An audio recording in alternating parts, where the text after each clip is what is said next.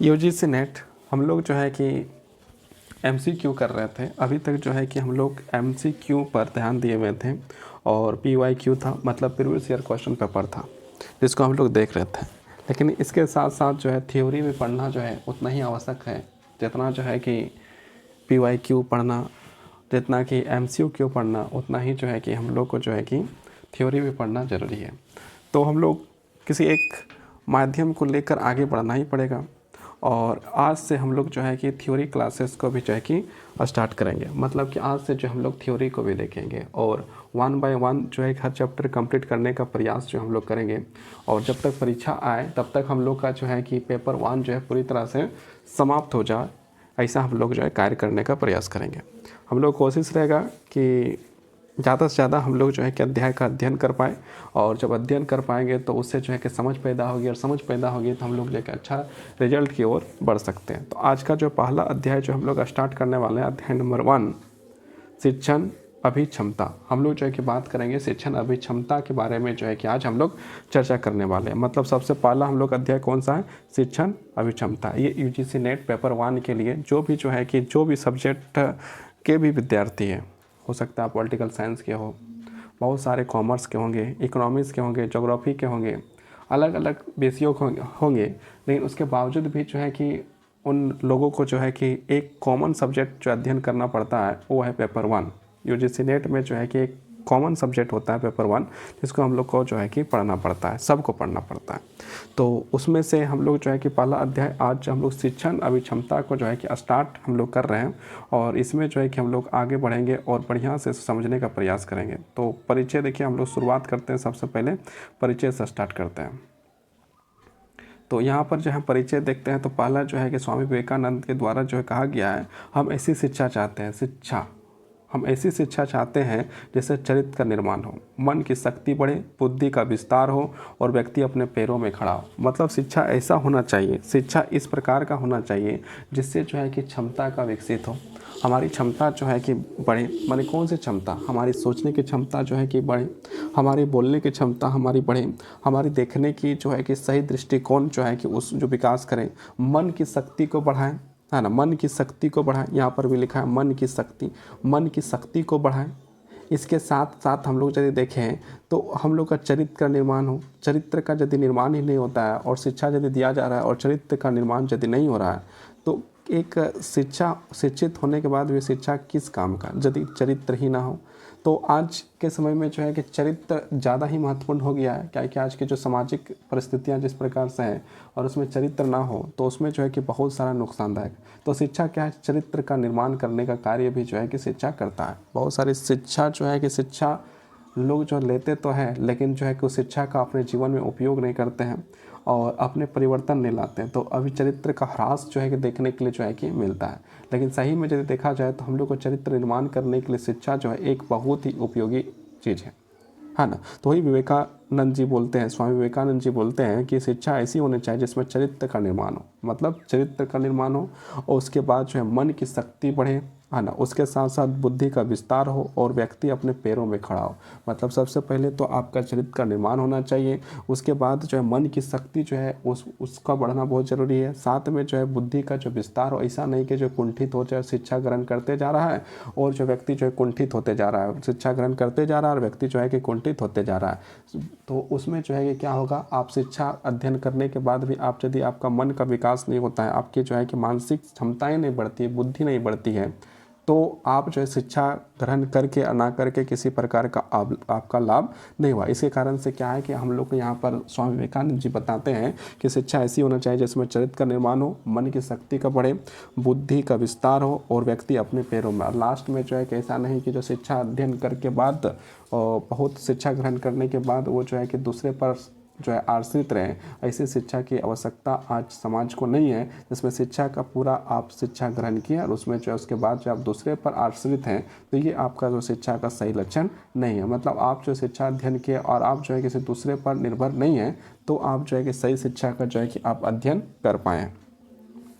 आगे हम लोग देखते हैं, आगे जो है एपीजे अब्दुल कलाम के द्वारा भी जो है कि कुछ बोला गया है। तो क्या कहा गया है? शिक्षण एक बहुत ही महान व्यवसाय है। शिक्षण जो है एक बहुत महान व्यवसाय है जो व्यक्ति के चरित्र, क्षमता और भविष्य के आकार देता है। मतलब क्या है, यहाँ पर सबसे पहले आपका जो है चरित्र, स्वामी विवेकानंद जी के द्वारा भी कहा गया चरित्र का निर्माण, क्षमता भी जो है शिक्षा से प्राप्त होता है, और भविष्य का एक आकार देता है। मतलब आप भविष्य में क्या कर पाइएगा और आप किस तरह से आगे बढ़ पाइएगा, इसका जो है कि आपको शिक्षा ही आपको जो आकलन कर देती है। हम लोग यहाँ और आगे बढ़ते हैं और आगे देखते हैं। आगे जो है कि आगे किनका है ना, जीके चेस्टन के बारे में पढ़ते हैं। उसने लिखा है, शिक्षा समाज की एक आत्मा की भांति। शिक्षा जो है क्या है, एक आत्मा के भांति है। आत्मा मतलब यदि मानव शरीर है और मानव शरीर में यदि आत्मा नहीं है तो मानव शरीर किसी काम का नहीं है ना। मानव शरीर है और यदि मानव शरीर में आत्मा ही नहीं है तो मानव शरीर किसी काम का नहीं। उसी प्रकार यदि मानव यदि जन्म लिया है और मानव को यदि शिक्षा नहीं है तो वो भी जो है किसी काम का जो है कि नहीं है माना जाता है। लेकिन उसके बाद भी जो है कि हम लोग देखते हैं शिक्षा जो है कि कैसा, शिक्षा दो प्रकार के होते हैं। ये भी याद रखना कि यदि विद्यालय कोई जा रहा है तो विद्यालय जा रहा है तो उससे ही शिक्षा अध्ययन नहीं कर रहा, वो जो है कि घर परिवार में भी जो शिक्षा का अध्ययन कर रहा है ना। मतलब जो व्यक्ति जो है कि कहाँ सीख सकता है, तो वो जो है कि व्यक्ति जो है कि विद्यालय से सीख सकता है। विद्यालय, कॉलेज इसके साथ साथ जो है कि आपका बहुत सारे लोगों के साथ आपका जो है कि आपका विद्यालय से, स्कूल से, कॉलेज से, यूनिवर्सिटी से, ये सब से आप सीख सकते हैं। लेकिन आप इसके साथ साथ शिक्षा को दूसरे भाग जिसको हम अनौपचारिक शिक्षा कहते हैं, आपको जो है कि फैमिली से सीख सकते हैं, अपने आसपास के साथ लोगों के साथ सीख सकते हैं, एक दूसरे के साथ किताबों को पढ़ने सीख सकते हैं, किताबों को नहीं पढ़ने से भी सीख सकते हैं। मतलब हर परिस्थितियाँ से हम लोग जो है शिक्षा जो है कि अध्ययन कर सकते हैं। शिक्षा का मतलब ये नहीं है कि आप जो है केवल स्कूल जाएंगे, कॉलेज जाएंगे, यूनिवर्सिटी जाएंगे, विद्यालय जाएंगे तभी आप जो है अध्ययन कर पाएंगे, ये कतई मतलब नहीं है। इसका मतलब ये नहीं है। शिक्षा जो है हर प्रकार से आप अध्ययन कर सकते हैं। आप किसी व्यक्ति के साथ जैसे चिंतन मंथन करते हैं उससे भी जो आपको सही चीज़ का जो है कि आप सीख सकते हैं, वो भी एक शिक्षा है। और शिक्षा को दो भागों में बांटा गया है। तो दो भागों में क्या बांटा गया, एक औपचारिक शिक्षा होता है, एक अनौपचारिक शिक्षा होता है। एक औपचारिक शिक्षा, औपचारिक मतलब अब विद्यालय, महाविद्यालय, कॉलेज, स्कूल वहाँ जाकर आप सीखें, उसको औपचारिक शिक्षा कहा जाता है। और जो शिक्षा जो है कि आप घर में, घर के आसपास के लोगों के साथ, अपने दोस्तों के साथ, परिवार के साथ, है ना, समाज के साथ, ये सब से आप अध्ययन करते हैं, उसे जो है कि अनौपचारिक शिक्षा के नाम से उसे जाना जाता है, उसे अनौपचारिक शिक्षा के नाम से जाना जाता है। तो वही चीज़ कहा गया, शिक्षा समाज की एक आत्मा की भांति है। मतलब शिक्षा जो है कि आत्मा के भांति है। जिस प्रकार एक व्यक्ति में यदि व्यक्ति है और उसके अंदर आत्मा नहीं है तो जीवित नहीं माना जाता है, वो जीवित नहीं रह सकता है। उसी प्रकार यदि कोई एक व्यक्ति है और यदि वो शिक्षित नहीं है तो वो भी जो है कि किसी कार्य के लिए जो है सही पूर्वक जो है करने की क्षमता उसमें प्राप्त नहीं होती है, जो एक पीढ़ी से दूसरे पीढ़ी तक जाती है। और शिक्षा क्या है, एक पीढ़ी से दूसरी पीढ़ी जा रही। आज हम लोग शिक्षित हुए हैं, इसके बाद आने वाली पीढ़ी जो वो शिक्षित होगी, उसके बाद जो आने वाली पीढ़ी है वो भी शिक्षित होगी। धीरे धीरे जितनी पीढ़ियाँ आएंगी, जितने भी लोग आएंगे, सारे जो है कि शिक्षित होते जाएंगे। हो सकता है कम शिक्षित हो सकता है ज़्यादा शिक्षित हो, लेकिन जो शिक्षा जो है कि वो चलने वाली कर्म है और ये चलते रहेगी। अब हम लोग जो है कि इसको थोड़ा सा देखते हैं, है ना। एक राष्ट्र की प्रगति और समृद्धि मानव संसाधनों पर निर्भर करती है। यदि किसी राष्ट्र का यदि आप विकास चाहते हैं, है ना, किसी राष्ट्र का यदि आप प्रगति चाहते हैं, विकास चाहते हैं, प्रगति यदि चाह रहे हैं, समृद्धि यदि चाह रहे हैं, यदि विकास चाह रहे हैं, तो उसमें क्या है कि मानव संसाधनों के विकास पर निर्भर करती है। मानव यदि सही तरीके से कार्य कर रहे हैं, मानव यदि सही तरीके से शिक्षित हो रहे हैं, मानव यदि संसाधनों का सही उपयोग करने के लिए जान रहे हैं, मानव यदि हर कार्य को जो है सही ढंग से करने का कर्म को जान रहे हैं, तो शिक्षा के माध्यम से, मानव के माध्यम से जो है किसी राष्ट्र, किसी व्यक्ति, किसी परिवार, किसी समाज का जो है कि विकास तीव्र गति के साथ हो सकता है और सरलता के साथ हो सकता है। वो यहाँ पर लिखा है, एक राष्ट्र की प्रगति, राष्ट्र का जो विकास है, प्रगति है, वो किसी एक व्यक्ति पर ही निर्भर करता है। यदि व्यक्ति पर निर्भर ना करे तो आप देखते हैं कि राष्ट्र का जो है कि विकास ना मानव को छोड़कर और किसी के देखा जाए तो और किसी के पास नहीं भी देखा जाता है। तो मानव यदि चाहे तो राष्ट्र का जो विकास भी कर सकता है और मानव यदि चाहे तो राष्ट्र का जो है कि विनाश कर सकता है। यदि मानव सही कर्म से सही तरीके से आगे बढ़े तो राष्ट्र का जो है विकास कर सकता है, और मानव यदि गलत तरीके से आगे यदि बढ़े, गलत कार्यों को करें, तो जो है कि समाज का परिवार का और पूरी तरह से जो है देश समाज सारे चीज़ को जो है विनाश की ओर भी लेके जा सकता है। तो एक देश का समृद्धि प्रगति जो है किस पर जो है कि डाला जा सकता है, तो मानव पर डाला जाता है। मानव ही इस विकास का एक कर्म है। मानव संसाधनों का विकास पर निर्भर करती है। इस उद्देश्य की पूर्ति के लिए सक्षम शिक्षकों की सदैव आवश्यकता होती है।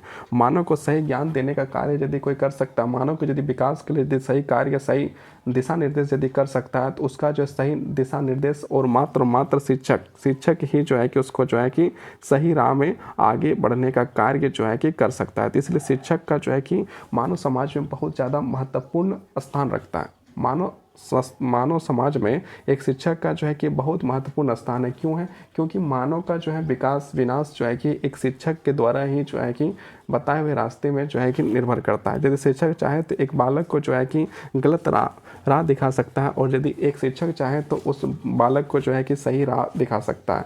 यदि सही राह दिखाता है तो जो है कि देश जो है प्रगति की ओर बढ़ेगा, और यदि गलत रास्ते दिखाते हैं तो वो जो है कि आपका जो है कि दुर्गति की ओर बढ़ेगा। इसलिए जो है कि शिक्षक अति महत्वपूर्ण होते हैं। शिक्षक जो है कि समाज का निर्माण करने के लिए जो है कि एक संवेदनशील अंग होते हैं।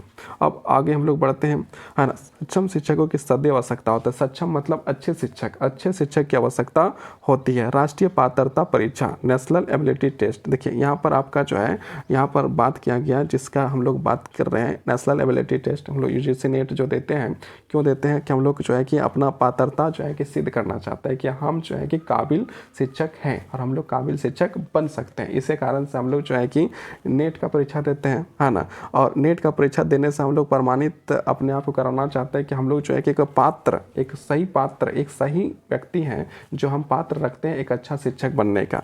राष्ट्रीय पात्रता परीक्षा, नेशनल एबिलिटी टेस्ट उन अभ्यर्थियों के लिए मूल्यांकन के लिए जो अपने ज्ञान और कौशल के आधार पर उच्च शिक्षण संस्थानों, अध्यापन वृद्धि अब अनुसंसाधनों के प्रवेश पाना चाहते हैं। और इसमें जो है क्या है कि आप यदि यूजीसी नेट यदि पास करते हैं तो आपको पता ही है कि इससे आपका क्या क्या लाभ मिल सकते हैं। इसमें तो बात करने की आवश्यकता ही नहीं कि आपको क्या क्या लाभ मिल सकते हैं और क्या क्या हो सकता है, इसके बारे में बातें रखी गई। आगे हम लोग देखते हैं, किसी उच्च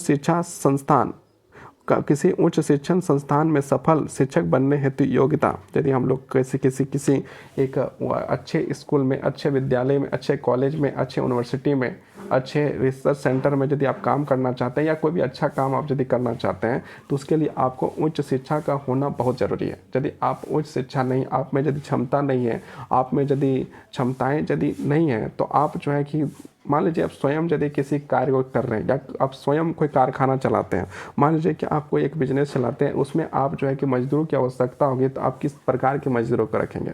आप एक अच्छे मजदूर को रखना चाहेंगे। उसी प्रकार एक विद्यालय जो है, एक विद्यालय कैसे शिक्षकों को रखना चाहेगा? एक अच्छे शिक्षक को रखना चाहेगा जिसमें ज्ञान हो, जिसमें क्षमता हो, जिसमें आगे बढ़ने की क्षमता हो, जिसमें लालसा हो, जिसमें कुछ करने की क्षमता हो। वैसे शिक्षक की आवश्यकता जो एक विद्यालय, महाविद्यालय, कॉलेज, यूनिवर्सिटी को होता है, संस्थान को होता है।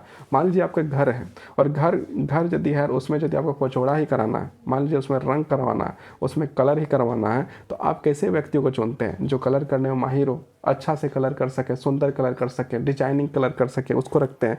जब हम लोग घर का निर्माण करने के लिए एक अच्छा मिस्त्री को खोजते हैं और कलर करने के लिए एक अच्छा व्यक्ति को खोजते हैं, तो एक बच्चा का जब विकास हो तो उसके लिए हम कैसा शिक्षक खोजेंगे? खराब तो खोजेंगे नहीं। उसमें क्षमताएं हो, उसमें लालसाएं हो, उसमें आगे बढ़ने की क्षमता हो, और जो है कि बालक को मोटिवेट करने की क्षमता। ऐसे शिक्षकों की आवश्यकता होगी। और ऐसे शिक्षक जो आपको जो है कि आपको समाज में ही मिलेंगे, या समाज में ही जो है कि आपको खोजने से मिलेंगे। तो ऐसे शिक्षक की आवश्यकता हर जगह होती है। किसी उच्च शिक्षण संस्थान में सफल शिक्षक बनने हेतु योग्यता होना चाहिए। योग्यता मतलब आप यदि मान लीजिए झाड़ू लगाने जानते हैं, यदि मान लीजिए एक व्यक्ति को, आप एक मालिक है और आप एक व्यक्ति को रखना चाहते हैं झाड़ू लगाने के लिए, तो आप ऐसा झाड़ू लगाने के लिए खोजेंगे जो आपका सबसे अच्छा झाड़ू लगाता हो। तो झाड़ू लगाने के लिए जब हम लोग अच्छा आदमी खोजते हैं, तो एक शिक्षक जो है कि हम लोग कैसा खोजेंगे? अच्छा ही खोजेंगे जिसमें योग्यताएँ हों, क्योंकि बालक का विकास करेगा, नहीं तो बालक का विनाश भी कर सकता है।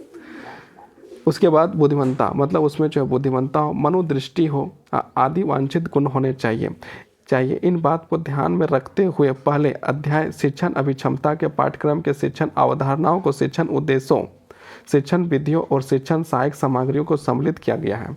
मतलब इसके साथ साथ आपका जो है कि चैप्टर जो है इसी चीज़ को लेकर आगे बढ़ता है और बताता है कि एक शिक्षक में क्या क्या क्वालिटी, कैसा कैसा क्या क्या होना चाहिए। सारी बातों को जो है कि यहाँ पर बात होगा। तो अब हम लोग यहाँ पर देखते हैं नई शिक्षा 2020 हमारे जो नई शिक्षा जो आ चुकी है, कितना आ चुका है 2020 के बारे में हम लोग बात करते हुए आगे बढ़ेंगे, है ना। तो यहाँ पर देखते हैं क्या क्या बातें हैं। नई शिक्षा नीति 2020 के अनुसार शिक्षा पूर्ण मानव क्षमता पर प्राप्त करने, एक समान और न्यायपूर्ण समाज के विकास और राष्ट्रीय विकास के बढ़ावा देने के लिए एक मौलिक बुद्धि।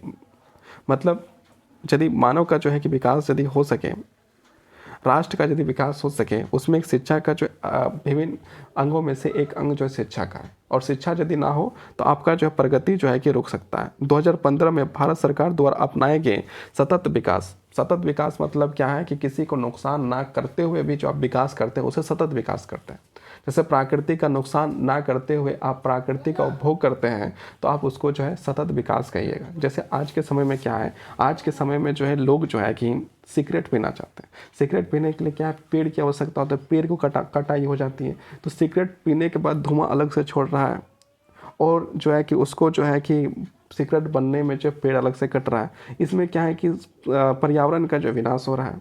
यदि हम लोग सिगरेट छोड़ देते हैं और पेड़ की जो कटाई कम हो जाती है तो इससे क्या है कि आपका जो है ऑक्सीजन भी मिलेगा पेड़ से। और उसके जगह यदि पेड़ की कटाई यदि मजबूरी में यदि किया भी जाए तो ऐसे वस्तु को बनाया जाए जिसमें जो समाज का उत्थान हो, ना कि जो है समाज का विनाश हो। आप सिगरेट पीने के लिए यदि आप पेड़ काट रहे हैं तो सिगरेट पीने के बाद आप धुएं ना छोड़िएगा।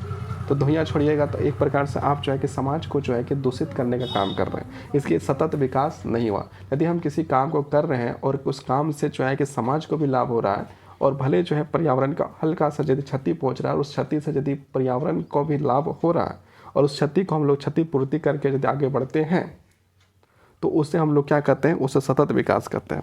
तो 2015 में जो है कि 2015 भारत सरकार द्वारा अपनाए गए सतत विकास के लिए 2030 की कार्यसूची सतत विकास लक्ष्य 4 रखा गया। कौन सा लक्ष्य रखा गया? 4 लक्ष्य रखा गया। स्टेट डेवलपमेंट गोल्स 4 से प्रचलित वैश्विक शिक्षा का विकास, कार्यसूची समावेशी और समान गुणवत्ता वाली शिक्षा सुनिश्चित करना और 2030 तक सभी के लिए आजीवन अधिगम के अवसरों को बढ़ावा देना। मतलब 2030 ईस्वी तक जो है कि सारे लोगों के लिए जो आजीवन बढ़ावा देना, अवसर को जो है कि बढ़ावा देना, उसमें जो है कार्य करने की बात जो है कि सरकार करती है। प्रत्येक मनुष्य अक्सर अपने बड़े माता पिता, परिवार सदस्यों और शिक्षकों से प्राप्त अधिगम को दर्शाता है। हम लोग आज के समय जो भी बच्चा गाली देता है या अच्छे बातों को बोलता है या खराब बातों को बोलता है या अच्छे संस्कार यदि दिखाई देते हैं तो उसमें कहीं ना कहीं समाज, माता पिता, परिवार का जो है कि दिया हुआ संस्कार ही है। इसलिए जो है कि कभी भी कोई बच्चा या कोई गलत करता है तो हम लोग क्या करते हैं कि परिवार कैसा होगा। तो मतलब यदि समाज देखा जाए, परिवार देखा जाए और परिवार समाज सब यदि माता पिता सही तरीके से हो तो बालक का विकास भी जो है कि पॉजिटिव तरीके से हो सकता है। तो यहाँ पर जो है कि आपका जो है कि हर बच्चा में जो है कि बड़े का गुण दिखाई देता है, उसमें उसके माता पिता के गुण दिखाई देते हैं, पिता का गुण दिखाई देता है, परिवार के सदस्यों का गुण दिखाई देता है ना। मतलब उसकी जो शिक्षा का जो है प्रभावित करने वाले कारकों में से ये बहुत बड़े कारक है।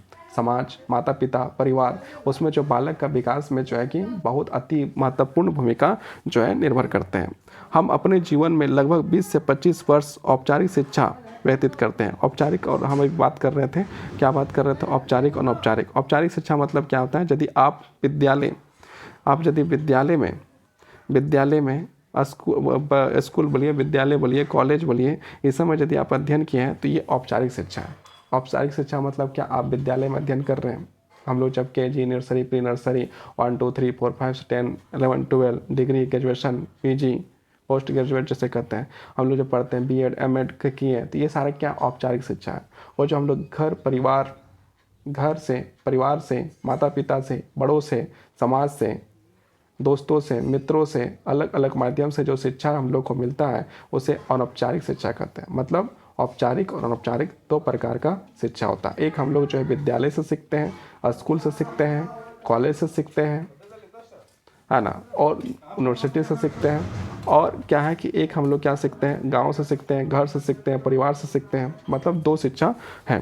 प्रत्येक मनुष्य अक्सर अपने बड़े माता पिता, परिवार सदस्यों और शिक्षकों से प्राप्त अधिगम को दर्शाता है।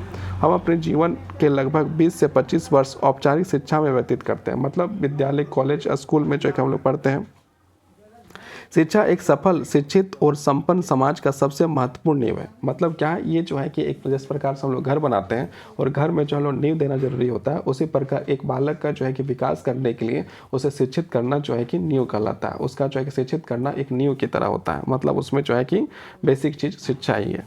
सामान्य तौर पर यह हमारे समाज के सामाजिक, आर्थिक, राजनीतिक विकास और विकास के लिए महत्वपूर्ण है। ये जो चीज़ देखा जाए तो हमारे समाज के लिए सामाजिक मतलब एक अच्छा शिक्षा यदि अध्ययन किया है, एक बालक यदि सही तरीके से शिक्षा का अध्ययन किया है तो उसका जो है क्या मानसिक विकास होगा, उसका जो है सही तरीके से वो कार्य करेगा, वो फिर अपने घर के लिए काम करेगा, उससे जो है लोग प्रभावित होंगे तो समाज के लोग जब प्रभावित होंगे तो उसके जैसा बनने की कोशिश करेंगे। तो इससे क्या होगा कि एक समाज, एक अच्छा बालक जो है कई लोगों को प्रभावित करेगा और कई लोगों का आदर्श बनेगा। और जब आदर्श बनेगा तो वो समाज के लिए जो है कि आदर्श सिद्ध होगा, तो समाज का भला हो जाएगा।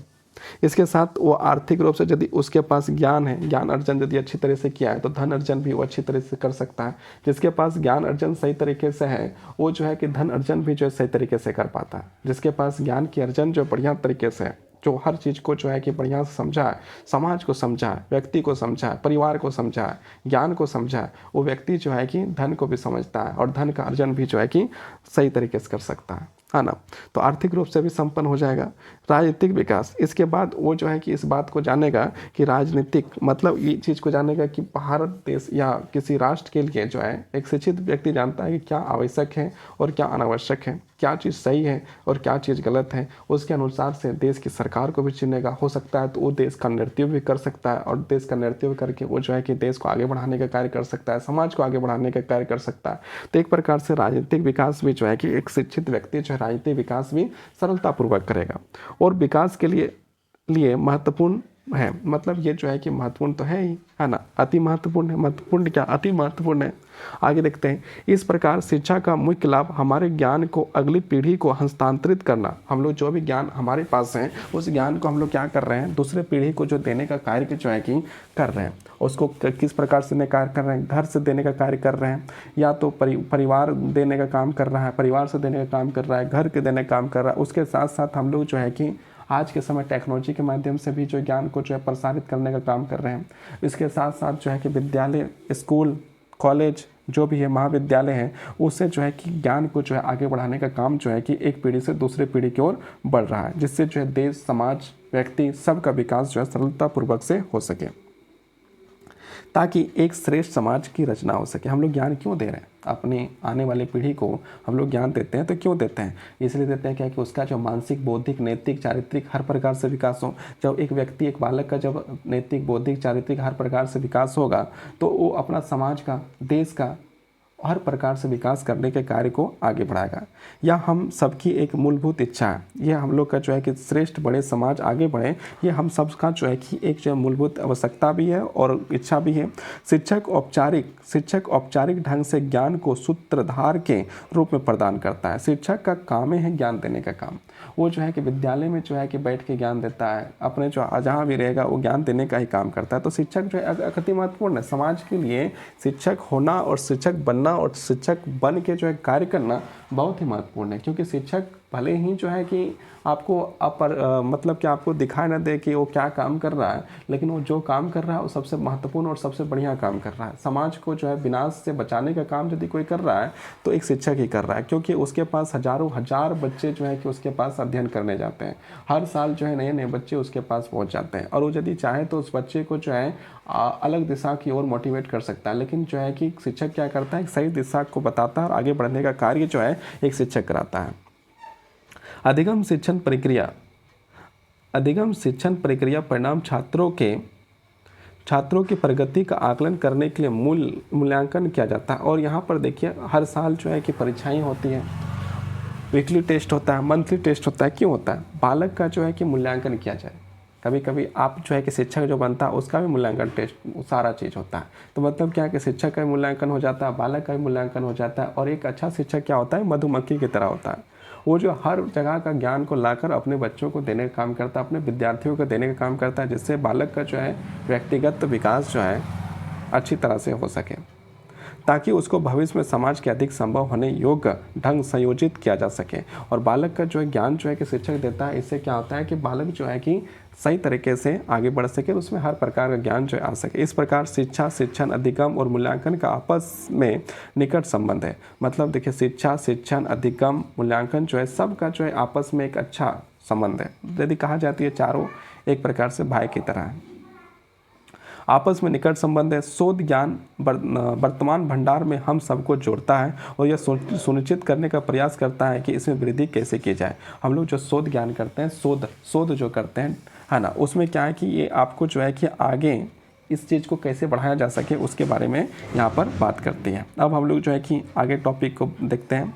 इस यूनिट में हम अपनी चर्चा का आरंभ शिक्षा से कर रहे हैं और धीरे धीरे शिक्षण की ओर बढ़ेंगे। हम लोग जो है कि यहाँ शुरुआत जो है इस अध्याय में हम लोग किए हैं, तो सबसे पहले आरंभ जो शुरुआत होगा वो कहाँ से होगा, आपका शिक्षा के साथ होगा और धीरे धीरे हम लोग कहाँ चल जाएंगे, शिक्षण की ओर चल जाएंगे। ये पहला अध्याय है और आपको पढ़ने में जो है कि मज़ा आएगा और साथ साथ में समझना भी बहुत ज़रूरी है। आज के समय में हम लोग जो है कि परीक्षाओं के लिए तैयारी तो करते हैं, लेकिन से केवल परीक्षाओं की तैयारी करते हैं और हमें जो है किसी प्रकार की कोई समझ भी जो है नहीं होती। इसलिए हम लोग को जो है कि पढ़ने के साथ साथ समझना भी बहुत ज़रूरी है। रटने के साथ हम लोग जो है कि हाँ, इस चीज़ का पता है कि आज व्यक्ति को जो है कि ना चाहकर भी उसको जो है बहुत सारी चीज़ को रटना पड़ता है। भले आपको शिक्षा कितना भी बता दें कि आपको रटना नहीं चाहिए, लेकिन हर प्रकार की नौकरियां जो है आदमी जो ले रहा है, जैसे ग्रुप डी का नौकरी हो, सी का नौकरी, ग्रुप सी का नौकरी हो, बहुत सारी नौकरी, उसमें जो है कि यूजीसी नेट का बहुत सारे सवाल है जिसमें आपको बिना रटे जो है कि आपका जो नहीं हो सकता है। जैसे पुस्तक का नाम ही आ जाता है, पुस्तक का राइटर का नाम आ जाता है, राइटर का नाम ही याद नहीं है, तो लोग जो है रट के जाते हैं, है ना। उसको जो समझना और रटना आप देख सकते हैं किस प्रकार से आप उसको समझ सकते हैं और किस प्रकार से रट सकते हैं, ये आप पर डिपेंड करता है। और परीक्षा में जो है बहुत सारे लोग रट के आज भी देते हैं। चलिए आगे बढ़ते हैं और आगे हम लोग देखते हैं शिक्षा और शिक्षण। यहाँ पर हम लोग क्या देख रहे हैं, शिक्षा और शिक्षण, है ना, एजुकेशन और टीचिंग। तो यहाँ पर हम लोग बात करते हैं शिक्षा और शिक्षण के बारे में। शिक्षण का मूल अर्थ है शिक्षा प्रदान करना। शिक्षण का मूल अर्थ क्या है, शिक्षा प्रदान करना। मतलब शिक्षण का यदि अर्थ देखा जाए तो शिक्षा जो प्रदान करना, हम पहले यह जान लें कि शिक्षा क्या है। इस शब्द का उत्पत्ति शिक्ष से हुई है। इसका अर्थ होता है ज्ञान प्राप्त करना। शिक्षण मतलब क्या है, आपका शिक्ष धातु से इसका जो है कि उत्पत्ति हुआ है और इसका अर्थ होता है ज्ञान प्राप्त करना। इसका क्या होता है कि ज्ञान जो है प्राप्त करना, ज्ञान जो है प्राप्त करना, जिसके माध्यम से हम अपने संस्कारों और व्यवहारों का निर्माण करते हैं। और जब हम लोग को ज्ञान जब प्राप्त होता है तो हम लोग को जो संस्कार में परिवर्तन होते हैं, यदि हमारे गलत संस्कार हो तो अच्छे संस्कार की ओर बढ़ते हैं, हमारी जो व्यवहार यदि गलत है तो हम अच्छे व्यवहार की ओर बढ़ते हैं। तो मतलब शिक्षा क्या करता है आपको, शिक्षा जो है कि शिक्षा जो है आपको जो है आपके चरित्र का निर्माण करने का कार्य करता है, आपका संस्कार का निर्माण करने का कार्य करता है, आपका व्यवहार सही ढंग करने का कार्य करता है। और यदि आपका सही ढंग का व्यवहार है तो और उसको जो है कि उसको जो और मजबूत करने का कार्य जो है कि शिक्षा करता है, निर्माण करते हैं। शिक्षा हमें इस योग बनाती है कि हम अपने वातावरण में समायोजित होकर अपनी क्षमताओं को, निहित योग्यताओं को पूर्ण विकास कर अपने परिवार, समाज, राष्ट्र के किसी विशिष्ट क्षेत्र में योगदान कर सकें। शिक्षा हम लोग को ये सिखाता और बनाता है कि हम जो है कि अपनी क्षमताओं को विकास किस प्रकार से कर सकते हैं और अपनी क्षमताओं को विकास करने के बाद अपने समाज, परिवार, राष्ट्र को किस प्रकार से फलीभूत कर सकते हैं, किस प्रकार से सेवा कर सकते हैं, किस भाग में सेवा कर सकते हैं, किस चीज़ में सेवा कर सकते हैं। इसमें जो आपका निर्माण जो है शिक्षा करता है। शिक्षा का उद्देश्य शिष्य के ज्ञान का व्यवहार और वांछित परिवर्तन लाना है। मतलब क्या, शिक्षा का जो उद्देश्य है वो जो शिष्य उसका जो है कि व्यवहार में यदि किसी प्रकार से दोषपूर्ण हो तो उसे जो और बढ़िया करने का कार्य जो है शिक्षा करता है और अच्छा करने का काम करता है, माने गुणवत्ता लाने का काम जो है शिक्षा करता है। शिक्षा प्रदान करने वाले को शिक्षक कहते हैं। जो शिक्षा प्रदान करता है उसे हम लोग शिक्षक कह देंगे, है ना। अध्यापक का अध्येता कहा जाता है ना। शिक्षक मूलतः शिक्षण उद्देश्यों की प्राप्ति के लिए सहायता के रूप में कार्य करता है। गुरु रविन्द्रनाथ टैगोर के बारे में यहाँ थोड़ा देख लेते हैं। गुरु श्री रविन्द्रनाथ टैगोर के अनुसार शिक्षा का मुख्य उद्देश्य आत्म साक्षात्कार है। मतलब शिक्षा का मुख्य उद्देश्य क्या है कि हमारी जो है कि आत्म साक्षात्कार, मतलब अपने आप को समझना ही शिक्षा का मुख्य उद्देश्य है, जिसका अर्थ है अपने आप स्वयं को सार्वभौमिक आत्मा की प्राप्ति करना। यह एक ऐसी प्रक्रिया है जिसकी अनुभूति शिक्षा के बिना असंभव है। गुरु टैगोर ने प्राचीन वेदांत का संश्लेषण भी किया है। स्वामी विवेकानंद ने शिक्षा को इस ढंग से परिभाषित किया है कि शिक्षा एक व्यक्ति में पहले ही पूर्णता अवस्थित होता है। स्वामी विवेकानंद जी ने कहा है कि शिक्षा जो है ना, वो पहले ही व्यक्ति के अंदर जो है कि पहले से ही है, माने मानव के अंदर जो पहले से शिक्षा जो है कि पहले से ही है, बस तो उसको जो है कि उभारने की ज़रूरत है। जैसे हम लोग एक कहानी पढ़ते हैं रामायण में कि हनुमान जी के पास अटूट बहुत सारी शक्तियाँ थी, लेकिन हनुमान जी जो है कि उस शक्तियों को जो है कि प्रयोग करना भूल चुके थे। तो जामवंत जी ने उन्हें जो है कि उन शक्तियों को याद दिलाता है। उसी प्रकार जो है हर व्यक्ति के पास, हर बालक के पास, हर लोगों के पास जो है कि शिक्षा पहले से उपस्थित है, बस शिक्षक उसको जो है उठ जगाने का कार्य जो है करता है, इतना ही करता है ना। और यही चीज़ को करने के लिए बहुत मेहनत लगता है। अब हर कोई तो हनुमान जी है नहीं, है ना, हर कोई जामवंत जी है नहीं। तो जामवंत समझ लीजिए आपका जो है कि शिक्षक जामवंत हो गया और विद्यार्थी समझ लीजिए आपका हनुमान जी हो गया। तो उसको जगाने काम जो है कि शिक्षक जो है करता है। अब देखिए अरस्तु क्या कहते हैं। अरस्तु ने शिक्षा को एक स्वस्थ शरीर में स्वस्थ मस्तिष्क का निर्माण का रूप परिभाषित किया। यदि आपके पास सही शिक्षा यदि है तो आप डिप्रेशन में नहीं जाइएगा, आप जो है कि किसी प्रकार का गलत कार्य नहीं करिएगा, आपके व्यवहार जो है कि बहुत ही अच्छे होंगे, आप जो बहुत आगे बढ़ने के कार्यों को जो है कि आप करते रहिएगा। अब आगे हम लोग बढ़ते हैं नेक्स्ट देखते हैं। नेक्स्ट कौन है? हेरेनिक पैथोलॉजी के अनुसार शिक्षा मनुष्य के जन्मजात शक्तियों के प्राकृतिक सामंजस्यपूर्ण और प्रगतिशील विकास है। इनके द्वारा कहा गया कि जो है कि जो शिक्षा जो है वह क्या जन्मजात, मतलब जन्मजात, देखिए बच्चा जब जन्म लेता है तब से ही वो खाना पीना सब जानता है, उसको थोड़ी ना कोई पेट में जो डाल देता है कि डायरेक्ट जाएगा पेट में, मतलब कहीं ना कहीं वो सीख के ही आया हुआ है। माँ के पेट से वो जो है कि सीखते सीखते सीखते सीखते जब तक वो जो है कि निधन नहीं हो जाता तब तक जो है कि बालक जो है कि सीखते रहता है, हर व्यक्ति जो है सीखते रहता है। भले वो इस चीज़ को बोल दे अब हमको सीखने की आवश्यकता नहीं है, तो भी वो जो है सीखते रहता है। तो ये हम लोग जो आगे हम लोग बढ़ते हैं। आगे यहाँ पर क्या है, आगे हम लोग देखते हैं सामाजिक प्रगतिशील विकास है।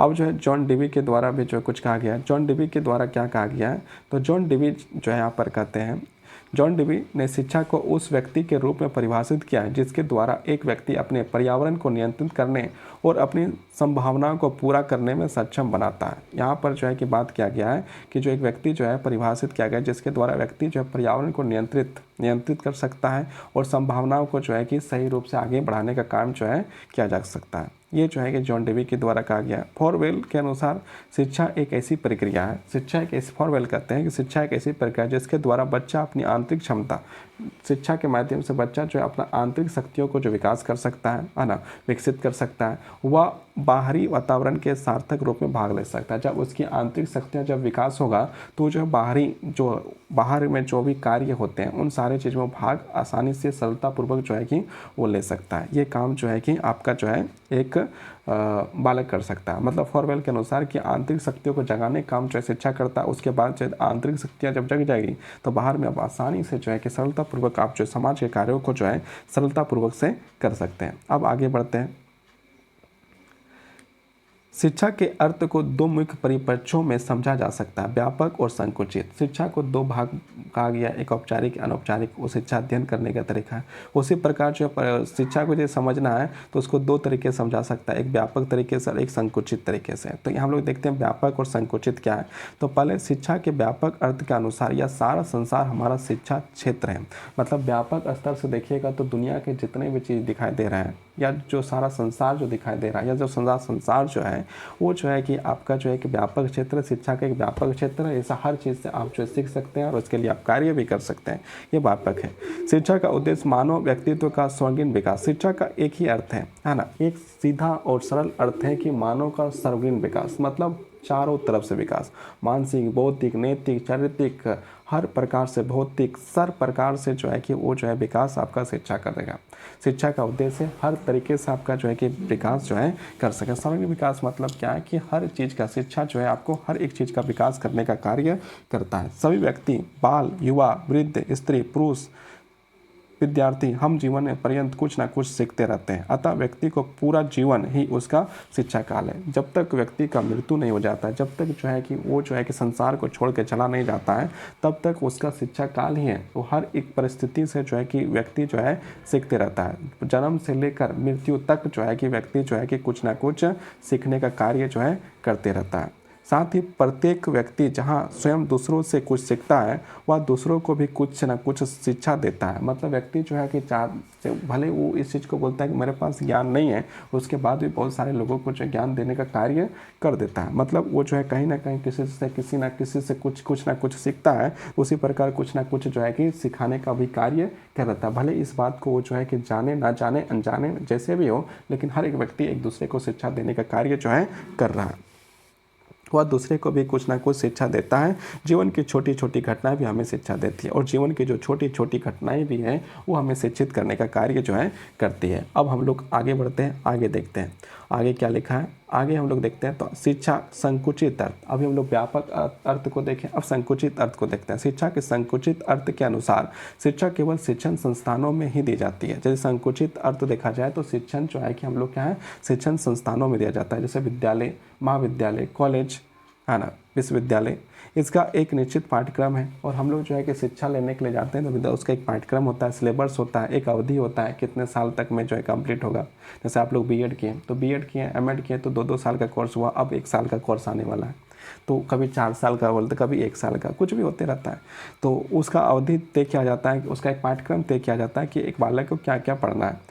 शिक्षा का उद्देश्य विशिष्ट विषयों को ज्ञान प्राप्त करना है ना, विशिष्ट विषयों पर ज्ञान प्राप्त करना है, जिसका मूल्यांकन होता है, जिसका क्या होता है मूल्यांकन होता है, और तत्पश्चात मानक उपलब्धियों का प्रमाण पत्र मिलते हैं। जब आप जो है क्लास 10 में परीक्षा दिए होंगे तो परीक्षा देने के बाद आपको प्रमाण पत्र मिला गया कि आप जो है 10वीं क्लास कंप्लीट कर चुके हैं। उसके बाद आपका 12th गए, 12th में जो आप परीक्षा दिए, फिर आप पास हुए, फिर उसका जो है एक सिलेबस था, आप परीक्षा दिए पास हुए, फिर एक प्रमाण पत्र मिला, फिर आप डिग्री गए, डिग्री में एडमिशन लिए, एडमिशन लेने के बाद आपका उसका कोर्स कंप्लीट किया, फिर परीक्षा दिया, फिर प्रमाण पत्र मिला, फिर आप बीएड किए, एमएड किए, इंजीनियर किए, डिग्री किए, जो आपको करने की इच्छा किया, पोस्ट ग्रेजुएट जो भी किए वो सारी चीज़ को किए और किए, तो हर चीज़ का एक प्रमाण पत्र मिलता है। क्या ये आपका एक संकुचित अर्थ है? इस जो शिक्षा का एक संकुचित अर्थ है। शिक्षा कहीं ना कहीं कक्षा और पाठ्य पुस्तकों तक ही सीमित रह जाती है, और शिक्षा जो है कि कहाँ एक प्रकार से देखा जाए तो पाठ्य पुस्तक तक और कक्षा मतलब विद्यालय के कक्षाओं तक जो है सीमित रह जाती है। यूनेस्को, यूनेस्को जो है कि आपका जो है क्या काम करता है वो चीज़ को हम लोग तो आगे बढ़ते हैं और देखते हैं। यूनेस्को द्वारा स्थापित डेलोर कमीशन ने 1996 में अपनी report learning the treasure within ने राइटन में शिक्षा के द्वारा शिक्षार्थियों के मानव अधिकार, सामाजिक उत्तरदायित्व, सामाजिक समानता, लोकतांत्रिक भागीदारी, सहिष्णुता, सहकारी भावनाएं, रचनात्मक, पर्यावरण के प्रति संवेदना, शांति, अहिंसा, प्रेम आदि मूल्य विकसित करने का बल दिया।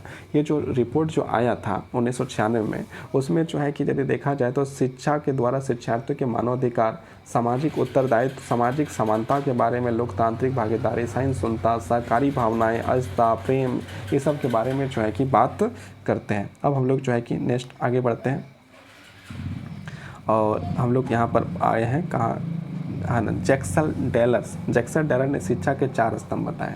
डेलर्स जो है उनने शिक्षा के जो है 4 स्तर बताए। 4 स्तर यहाँ पर आपको लिखा हुआ भी दिख रहा है। पहला जो देखा है, पहला देखते हैं कुछ बनने के लिए अधिगम। हम लोग जो है लर्निंग टू बी, मैंने कुछ डेलर्स ने कहा कुछ बनने के लिए अधिगम, मतलब हम लोग पढ़ रहे हैं तो उसमें से पढ़ने के बाद हम लोग कुछ बन सकें। दूसरा में कहा ज्ञान के लिए अधिगम, लर्निंग टू नॉलेज, हम लोग जो है ज्ञान